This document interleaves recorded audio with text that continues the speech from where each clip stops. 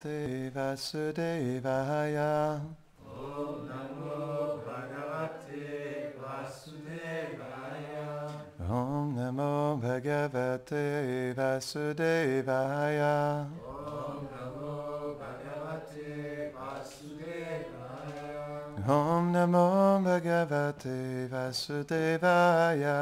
Om Namo Bhagavate Vasudevaya. Bonjour et bienvenue à Radha Kripa, Rouen.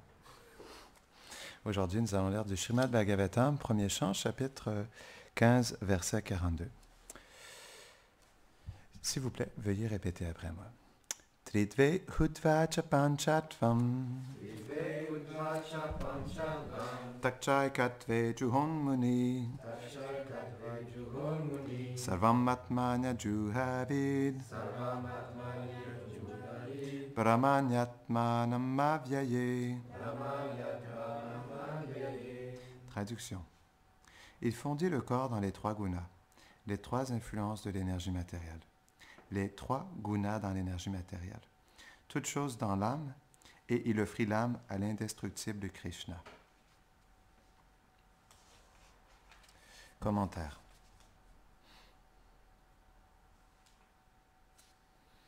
Srila Vishwanath Chakravarti Thakur explique que Yudhishthir fondit le corps constitué de 5 éléments, la terre, l'eau, le feu, l'air et l'éther, dans les trois modes, la vertu, la passion et l'ignorance, puis les trois modes dans l'énergie matérielle globale, puis dans l'âme. Puis il offrit l'âme au Seigneur, le Brahman. Auparavant, le roi donna son royaume à Parikshit et la ville de Mathura à Vajra. Vajranabha, c'était, je crois que c'était le petit-fils de... Pardon? C'était le petit-fils de Krishna, c'est ça? Donc le roi Vajranabha, il a installé plusieurs déités à Vrindavan. Et il y a beaucoup de ces déités qui sont encore présentes aujourd'hui, des déités de 5000 ans. Parce que, en fait, quand le roi Vajranabha était présent, est-ce que c'était... Je ne sais pas qu'il était en connexion avec Uttara, mais Uttara, en fait, elle avait vu Krishna face à face et elle lui avait décrit son darshan, sa vision de Krishna. Et basé sur cette description, il avait fait des déités. En fait, c'est expliqué que les déités de Gopinath, parce qu'il y a trois déités principales, Madan Mohan, Govinda et Gopinath, et la déité de Gopinath représente en fait son visage. Et les deux autres déités, je crois, la déité de Madan Mohan représente ses pieds, et pour la déité de Govinda, une autre partie de son corps, non? C'est... Govinda, c'est quand il joue de la flûte, c'est ça? OK. Donc, l'aspect de Govinda, Achanishta Prabhu, il disait, c'est lorsqu'il joue de la flûte, comme il est penché à trois endroits. Et cette déité représente, en fait, cette forme de Krishna. OK.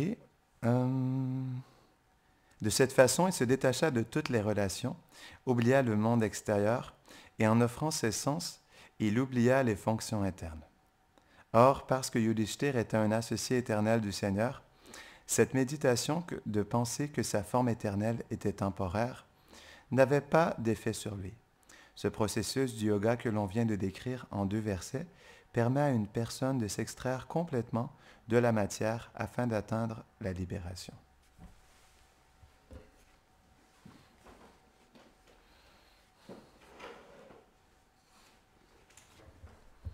Om Jnanatimirandasya Jnananjana Sharakaya Chakshurun Militam Jena Tasmai Shri Gurave Namaha Shri Chaitanya Manobishtam Stapitam Jena Bhutale Swayam Rupa Kadamayam Dadati Swapadantikam He Krishna Karuna Sindho Dina Bandho Jagatpate Gopesha Gopika Kanta Radha Kanta Namostute Tapta Kanchana Gaurangi Radhe Brindavaneshwari Vrishabhanusute Devi Pranamami Hari Priye Vanshakalpatarubhyashta Kripa Sindhubhya eva cha Patitanam Pavanebhyo Vaishnavebhyo Namo Namaha Jaya Shri Krishna Chaitanya Prabhu Nityananda Shri Advaita Gadadhara Shivasadi Gaura Bhakta Vrinda.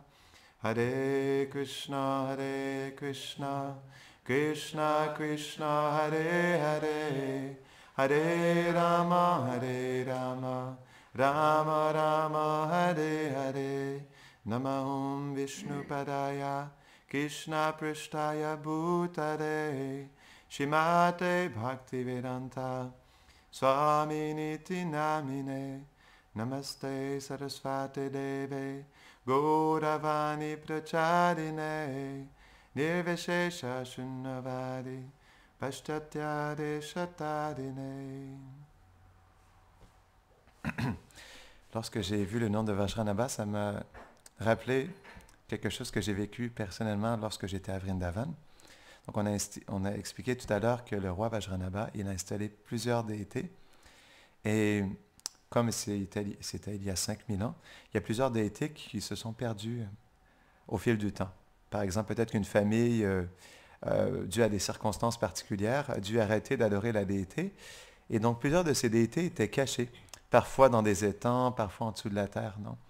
Et comme la déité, c'est directement Krishna, la personne suprême, mais naturellement, lorsque des Vaishnavas revenaient à cet endroit, Krishna, il apparaissait à travers dans un rêve, pour lui dire, s'il te plaît, ma déité, elle est là, s'il te plaît, ressors, découvre cette déité à nouveau et installe-la à nouveau pour que installe-moi à nouveau pour que je puisse être adoré à nouveau. Et il y a une déité très spéciale de Garuda Krishna. C'est quand même particulier, non? Parce que Garuda, c'est lui qui transporte le Seigneur suprême Vishnu. C'est son transport personnel. Pour Krishna, il a aussi des transports. C'est expliqué dans le Brihad Bhagavatamrita que parfois Krishna, il utilise Kaliya, le serpent Kaliya, comme transport. Parce que dans le monde transcendantal, les démons, ils ont une présence aussi, sauf ils ne sont pas envieux envers Krishna. Ils sont des serviteurs de Krishna. Donc c'est pourquoi Kaliya, ce n'est pas un être ordinaire aussi. Donc comme ça aussi, ce n'est pas un être ordinaire. Jai Shishi Nitai Vishvambhaki. Jai Shishi Nanda Jashoda Krishna Balaram Shisubhad Sakaki. Jai Shishi Davali Yamuna Mataki. Jai Shishi Radha Madan Mohanaki. Jai Nitai Gaura Premanande. Donc, ces personnalités comme Kamsa et les démons aussi, ce ne sont pas des personnalités ordinaires. On voit par exemple dans la personnalité de Hiranyakashipu, c'était Jai ou Vijay? En tout cas, un des deux. C'était Jai ou Vijay, je ne me rappelle plus exactement. Mais ces deux associés éternels de Vishnu étaient des portiers de Vaikuntha. Et donc, pour pouvoir justement accomplir son désir, satisfaire son désir de se battre, Krishna, il a demandé à ses deux associés, il a organisé un plan, on ne rentrera pas trop dans les détails, mais pour que ces deux associés descendent sur terre et pour qu'ils puissent se battre avec eux. Parce que Rupa Goswami, il explique dans le Nectar de la dévotion qu'il y a 5 rasas, relations principales avec Krishna, mais il y en a 7 aussi qui sont pas temporaires, mais qui sont... pardon? Secondaires, exactement, merci. Et dans ces 7 relations secondaires, il y a la chivalry, pardon? La chevalerie, c'est ça? Il y a la chevalerie. Et donc Krishna, il aime avoir un bon fighting avec ses associés. C'est de là que vient le kung-fu, c'est de là que viennent les combats. Hein. D'où est-ce que ça vient? Les gens qui ont tellement envie de se battre, c'est parce que Krishna lui-même aussi, comme il est l'origine de tout, il a aussi envie de se battre. Et donc, comme il est la personne suprême, et non, il est la force suprême, parce que Bhagavan, il a 6 opulences, et une de ces 6 opulences est la force, non? Donc, naturellement, Krishna, il est fort. Donc, il a besoin d'un adversaire redoutable avec qui se battre. Donc, quoi de mieux qu'un de ses associés éternels pour avoir un bon combat, non? Donc, Krishna, c'est ça, il se manifeste à travers toutes sortes de relations pour pouvoir relationner justement avec ses associés et attirer les êtres qui ont un rasa particulier avec lui. C'est pourquoi même dans l'introduction, je sais pas si, dans l'introduction de la Bhagavad Gita, Srila Prabhupada, il explique que Krishna, il s'incarne dans toutes les espèces vivantes. Et je me posais cette question, il y a beaucoup d'espèces vivantes. Donc ça veut dire que pour nous, c'est inconcevable, mais Krishna, il peut venir sous la forme d'un oiseau, il peut venir même sous la forme d'un arbre aussi, non? pour pouvoir justement donner son association à ses dévots. Non? Donc, il vient à travers toutes sortes de circonstances pour libérer absolument tous les êtres non, de ce monde. Ce verset, c'est intéressant parce que ça explique le processus, c'est comme un yoga, non, par lequel on ramène les éléments matériels jusqu'à leur origine. Parce qu'on sait qu'à la base, l'énergie matérielle, elle est sous une forme condensée qu'on appelle pradhan. Pradhan, c'est lorsque cette énergie, elle est neutre. À la base, cette énergie, elle est inerte. C'est expliqué qu'elle est la matière inerte. Ce n'est pas elle qui est vivante en réalité. C'est même expliqué qu'elle est inconsciente. Non. Mais c'est lorsque Vishnu, à travers son regard de Shiva, regarde cette énergie qu'il y a une activation de cette énergie. Une fois que cette activation se manifeste, il y a ce qu'on appelle le Mahatattva, de cette énergie condensée qui est la couleur Shyam.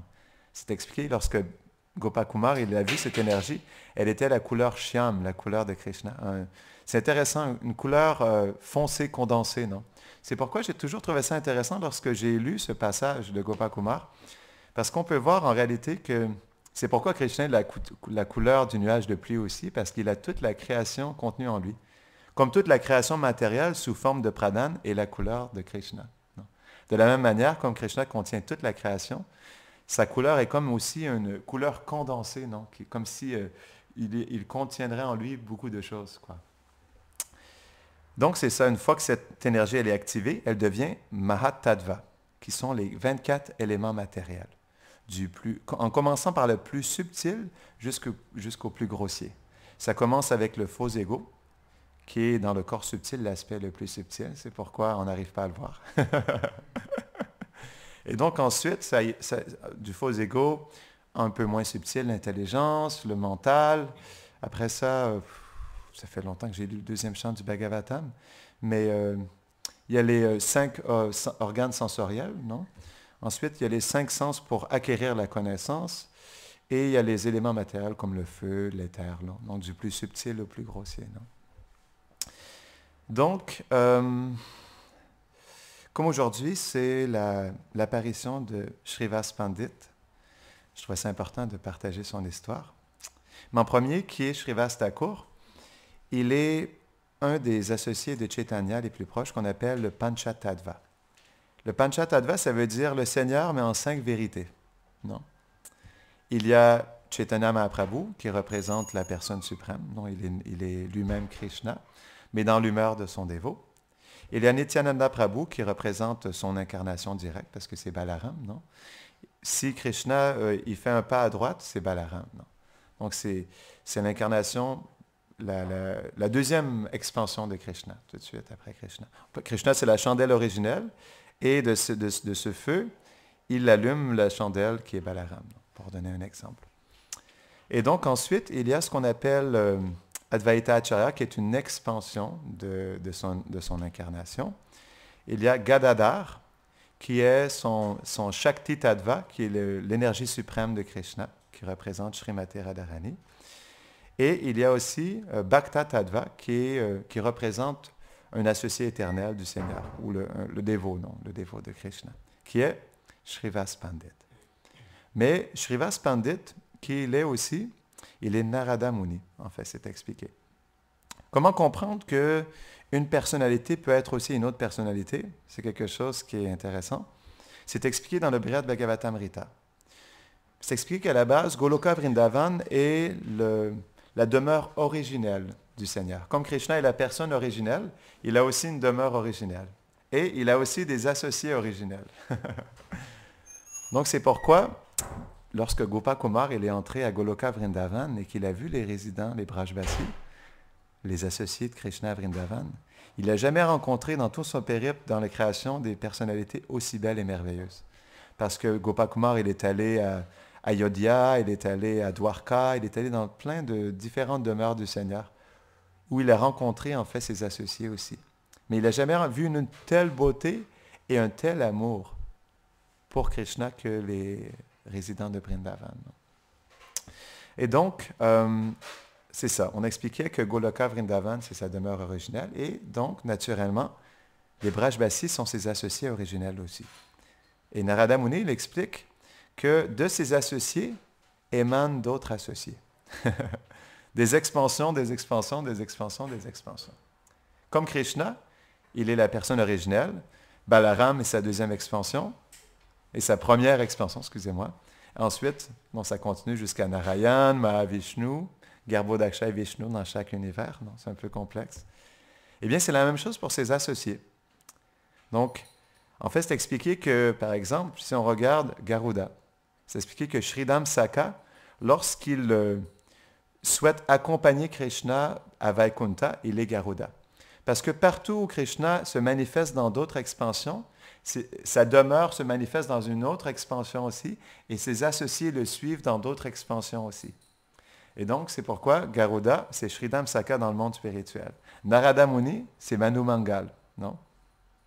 Et donc, c'est expliqué que chaque associé est manifesté dans différentes personnalités, non? Pour suivre le Seigneur dans toutes ses incarnations. C'est la même chose avec Radharani, c'est sa compagne originelle, non?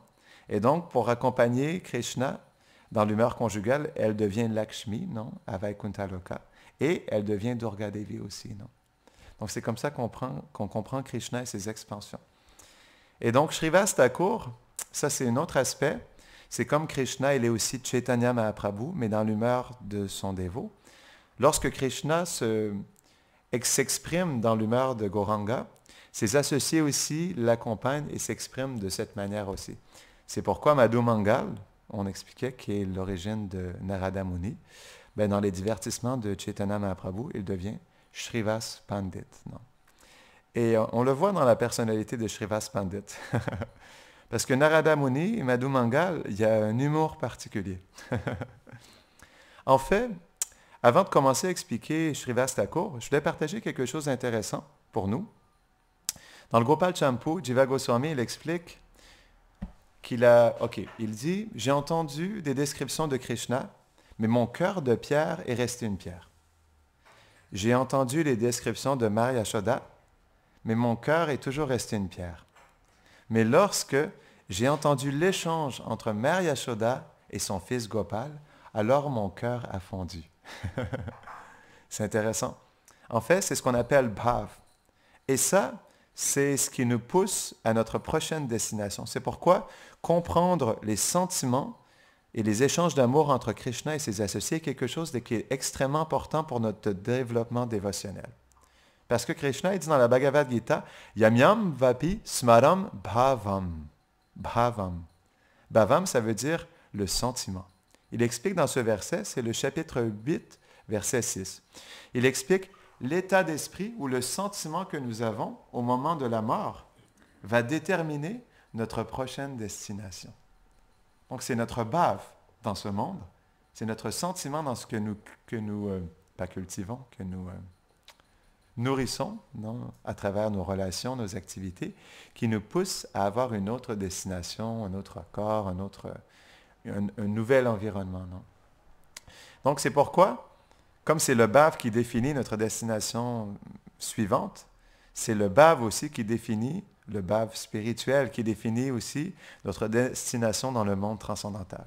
C'est pourquoi Rupa Goswami, dans un livre qui est tellement important, Le Nectar de la dévotion, c'est pourquoi Prabhupada il a fait un sommaire du Nectar de la dévotion, il explique ces échanges d'amour entre Krishna et ses associés. Les symptômes d'amour, les sentiments d'amour qui poussent et qui inspirent un résident de Vrindavan à relationner avec Krishna. C'est extrêmement important, le nectar de la dévotion. Prabhupada, il explique ça comme la science de la dévotion. Non? Et d'une manière très simple et tellement sublime, il explique en fait la science de la dévotion. Non? Donc, pour en revenir à Srivas Thakur, donc, on sait qu'Advaita Acharya, il est apparu avant Chaitanya Mahaprabhu, non? Il avait combien d'années de plus que... Peut-être même plus de 50 années de plus, je pense, que Chaitanya Mahaprabhu, non? Il était beaucoup plus âgé. Et donc, on sait qu'Advaita Acharya, il a appelé le Seigneur Gauranga à venir sur Terre parce que, comme c'était l'ère de Kali, le Vaishnavisme était pratiquement disparu à ce moment-là, non? Et on sait que, en fait, Godadam ou Nabadwip était un lieu qui était très fameux, où les plus grands érudits de l'Inde étaient présents. Donc, il y avait plein d'écoles avec plein d'érudits fameux. Et malheureusement, dû à leur érudition, ces érudits étaient devenus arrogants, non, et fiers d'eux-mêmes et de leur connaissance. Et aussi, il y a eu une période creuse justement où les gens ne connaissaient pas la science de la dévotion envers Krishna et personne aussi n'entendait parler de la compagne de Krishna, Radharani. C'est ce que Chaitanya Mahaprabhu il est venu faire. Hein. Il est venu dans le sentiment de Radharani pour glorifier Radharani, non? Parce que c'est sa... Radharani, c'est la dévote la plus chère à Krishna. Non? Parce qu'elle a une amour plus grande que tous les autres. Non? Et c'est pourquoi Chaitanya Mahaprabhu, il a voulu montrer cet amour de Radharani. Non? Et donc, Srivas Thakur, au même titre qu'Advaita Acharya, il a fait venir le Seigneur, mais non pas avec un Shalagram Shila, comme Advaita Acharya, mais avec son chant. S'expliquer qu'à Srivasangan, un endroit tellement spécial où plus tard, il se réunira pendant plus d'un an, non? Avec Chaitanya Mahaprabhu et ses associés les plus intimes, à cet endroit, dans la cour intérieure de Srivas Thakur, il chantait en fait les noms de Krishna pour rappeler le Seigneur. Non? Et c'est son chant qui a fait venir en fait Chaitanya Mahaprabhu. Et donc, naturellement, Srivas Thakur, il était plus âgé que Chaitanya. Mais en fait, c'est expliqué que Chaitanya, lorsqu'il était devenu un adolescent, il s'appelait Nimai. Et Nimai Pandit parce qu'il était un grand érudit. À l'âge de 15 ans, il avait déjà une école, non? Et il avait déjà écrit un livre sur la logique, sur la pure logique. Et à un moment donné, quelqu'un était venu le voir parce que, comme on expliquait, à Navadvip, il y avait plusieurs érudits. Et son livre était tellement fameux que tout le monde voulait recevoir des enseignements de Nimai Pandit. Et donc, il y a un érudit qui était quelque peu jaloux, qui est venu voir Chaitanya, Nimai, et qui lui a dit, « Mais s'il te plaît, tu as écrit un livre et maintenant personne ne vient à mon école. Tout le monde vient te voir. Comment je vais faire pour continuer à faire mon service? » Et donc, par humilité, Nimai Pandit, il a pris son livre qu'il avait écrit et il l'a jeté dans le Gange. Donc, ce livre-là, on n'aura jamais accès aujourd'hui. Mais ça nous montre l'humilité de Nimai Pandit, malgré le fait qu'il était le plus grand érudit, non, de Navadvip, naturellement. Eh bien, il a quand même lâché prise, en fait, sur son livre. Et donc, c'est expliqué qu'un peu plus tard, Srivas Thakur, il est allé voir Nimai Pandit à son école. Et à ce moment-là, Chaitanya Mahaprabhu, il était dans une humeur particulière. Il n'avait pas encore dévoilé son sentiment de connecter tous les êtres, en fait, à cet amour sublime. Non?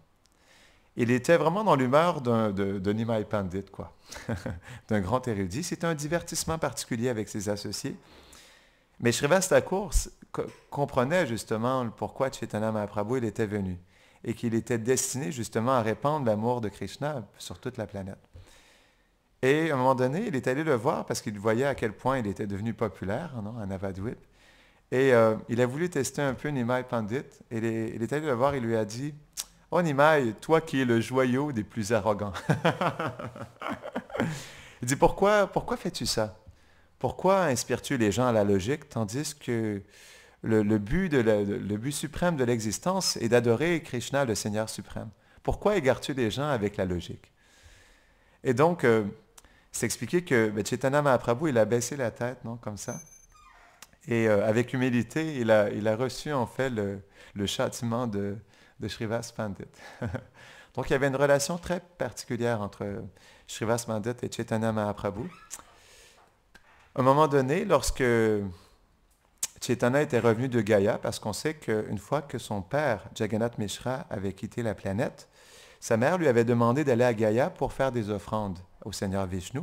C'est un endroit qui est particulier en Inde où les gens vont faire de ce qu'on appelle le Shraddha, des offrandes à leurs ancêtres pour qu'ils puissent avoir une meilleure destination dans leur prochaine vie. Donc on sait que lorsque Chaitanya Mahaprabhu est allé à Gaya, il a rencontré son maître spirituel, Ishvara Puri, qui lui a dit qu'il était un sot et qu'il devrait juste constamment chanter le Mahamantra. Et donc, une fois qu'il a reçu cette instruction d'Ishvara Puri, lorsque Chaitanya Mahaprabhu il est revenu à Navadvip, il était complètement transformé. Il n'était plus Nimai Pandit, il était Gauranga. Et il se mettait à chanter constamment, il pleurait constamment les noms de Krishna, et il allait voir chaque villageois, « Kotai Krishna, où est Krishna, où est Krishna ?» Donc il cherchait Krishna, il était dans l'humeur de Radharani, où il cherchait en fait l'association de Krishna. Et donc il devenait fou d'amour, fou de la séparation, de retrouver Krishna en fait, son Seigneur adorable. Et en fait, lorsque Shrivas Pandit, il a vu ça, il était profondément touché du fait que finalement Chaitanya Mahaprabhu se soit vraiment connecté au but à la fois interne et externe de sa mission. Et à un moment donné, on sait que Shrivas Thakur, il était un grihasta, un père de famille, il avait une épouse, il avait une fille, Narayani. Et à un moment donné, Chaitanya Mahaprabhu, il est venu voir Shrivas Thakur. Jai Shri Nishingadev Bhagavan ki, Jai Shri Prahlad Maharaj ki, Jai Shri Prabhupada ki, Jai Nitai Gaura Premanande. Donc Chaitanya, il est allé voir Shrivas Thakur dans sa maison et il lui a dit, mais pourquoi es-tu un grihasta? Pourquoi essaies-tu de te maintenir dans ton foyer? Non? Et Shrivas Thakur lui a dit, non, tu ne comprends pas, je n'essaye pas de me maintenir. Et Chaitanya lui dit, mais alors, pourquoi es-tu un grihasta? Qu'est-ce que tu fais? Il lui a dit, c'est simple. Il dit, en fait, ma théorie, c'est 1, 2, 3. Chaitanya dit quoi? 1, 2, 3? Mais c'est quoi 1, 2, 3? Il a clapé, il a frappé. OK. Il a frappé 3 fois des mains comme ça. Il me dit à Charnishta. Et donc, OK, mais explique-moi. Et donc, Shrivas Thakur, il a dit, en fait, premier jour, je jeûne, parce que je dépends complètement de toi, je dépends complètement de la providence, non? Et donc, j'attends. Et donc, j'ai une règle de 3 jours, non? 3 jours de jeûne. Premier jour, je jeûne, et si je ne reçois aucune nourriture, je continue à jeûner le 2e jour. Si je ne reçois toujours pas de nourriture, je continue à jeûner le 3e jour, mais je n'arrive jamais à dépasser le 3e jour. Il y a toujours plein de circonstances où, justement, les opulences viennent à ma porte, non? Et donc, Chaitanya Mahaprabhu, il était profondément satisfait de sa réponse. Et il lui a dit, en fait, je bénis que, même si c'est nécessaire que la déesse Lakshmi, la déesse de la fortune, elle quémande, en fait, pour pouvoir t'apporter quelque chose. Donc, il y a plein de beaux divertissements avec Shrivas Thakur. On sait que, donc, on expliquait Srivasangan, un endroit tellement merveilleux. Donc, Chaitanya Mahaprabhu, toutes la nuit, il chantait avec Shrivas Thakur et ses associés, non? À Srivasangan. Et à un moment donné, Shrivas Thakur, comme il était compassionné pour les êtres, il y avait un brahmachari, non? C'est un brahmachari, c'est ça? Il y avait un brahmachari qui voulait avoir le darshan, la vision en fait de ce chant, de ce kirtan, parce que c'était quelque chose d'absolument merveilleux lorsque Chaitanya Mahaprabhu passait une nuit entière rempli de sentiments d'amour, non, avec ses associés, il se noyait dans Krishna Prema. Et c'est expliqué que c'était quelque chose qui était absolument merveilleux, non? Et naturellement, il y a plusieurs résidents de Navadvip qui avaient le désir en fait de pouvoir apercevoir cette danse merveilleuse de Chaitanya Mahaprabhu. Et donc, il y avait un brahmachari qui avait approché Shrivas Thakur et qui voulait avoir le darshan de cette danse. Et Shrivas Thakur lui a dit, d'habitude, je ne peux pas vraiment inviter d'autres personnes, mais si tu veux, je te cache dans un garde-robe, et comme ça, tu pourras, à travers l'ouverture, entrevoir la danse de Mahaprabhu. Donc, ils ont fait l'arrangement. Il a caché le brahmachari dans le vestiaire. Et donc, naturellement, comme à toutes les nuits, Chaitanya Mahaprabhu, épris d'amour, a commencé à danser en extase. À un moment donné, il a arrêté, il a dit, je ne sens pas la même extase dans mon cœur, il y a quelque chose de bizarre. Qu'est-ce qui se passe? Qu'est-ce qui fait que je ne sens pas la même extase ce soir? Est-ce que vous avez invité une autre personne qui n'était pas supposée venir? Et donc, Shrivas Thakur, il s'est senti obligé de sortir le brahmachari de la cachette. Et donc, Chaitanya Mahaprabhu, il n'était vraiment pas content. Il a demandé, en fait, au brahmachari de partir. Mais là, Shrivas Thakur lui a dit, mais oui, mais en fait, c'est un brahmachari spécial, il ne boit que du lait. Et Chaitanya Mahaprabhu, il a regardé, il a dit, mais c'est pas le lait qui va faire naître l'amour pour Krishna, non. Et donc, il a expulsé le brahmachari. Et il ne voulait plus revoir le brahmachari, en fait. Donc, ça, c'est vraiment des divertissements spéciaux. Shrivas Thakur, il était très proche de Chaitanya Mahaprabhu. Et c'est vraiment avec Advaita Acharya, c'est lui qui a fait venir, en fait, dans cette humeur du dévot pour pouvoir avoir l'association de son Seigneur adorable, mais pour permettre aussi, justement, à tous les êtres de recevoir cette immense fortune de pouvoir apercevoir le Seigneur suprême. Parce que lorsque Chaitanya Mahaprabhu il faisait son Sankirtan, ses chants à travers les rues de Nabadwip et des villages avoisinants, c'est expliqué qu'il y avait des millions de personnes qui souhaitaient voir la danse de Chaitanya Mahaprabhu. À un moment donné, il y avait tellement de gens que Chaitanya Mahaprabhu était forcé de se cacher dans une maison. Ils étaient des millions de personnes qui entouraient la maison pour recevoir en fait la vision de Mahaprabhu. Et ils étaient sur le point de briser la maison tellement ils étaient pris d'amour pour Gauranga, c'est expliqué. Et Chaitanya Mahaprabhu, il a dû se téléporter à un autre endroit pour justement éviter de recevoir cette avidité en fait de tous ces résidents d'avoir la présence de Mahaprabhu. Non? Donc les divertissements de Chaitanya sont absolument merveilleux. Et aujourd'hui, c'est un moment qui est très, très, très spécial pour nous. Donc, comme les dévots du Seigneur, c'est expliqué qu'ils sont Karuna Avatar. Non? Ils sont en fait l'incarnation de la miséricorde de Krishna. C'est expliqué qu'ils sont encore même plus miséricordieux que Krishna. Dans le Madhura Kadambini, Vishwanath Chakravarti Thakur, il explique qu'il donne complètement sa puissance de miséricorde, il la donne à son dévot et lui dit « Fais-en ce que tu en veux. C'est toi qui décides à qui tu veux partager cette miséricorde. » Donc, comme Krishna il est contrôlé par l'amour de son dévot, il laisse son dévot le distribuer lui-même. Le dévot distribue plus encore Krishna que lui-même se distribue. C'est pourquoi Chaitanya Mahaprabhu, il dit, en fait, dans le Chaitanya Charitamrita, « Je suis le jardinier, mais vous devez, en fait, partager les fruits qui poussent, en fait, de ces arbres de l'amour de Dieu. » Donc, on va terminer ici. Jai Shivasta Koki, Jai Nitai Gaura Premanande.